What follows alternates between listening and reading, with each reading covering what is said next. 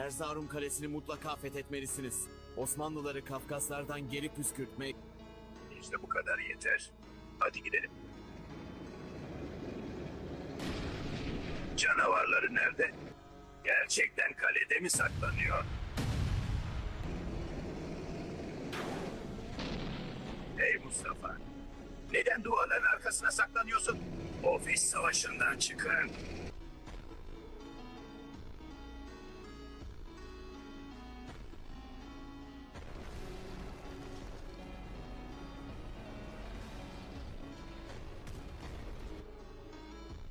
İşler kötü.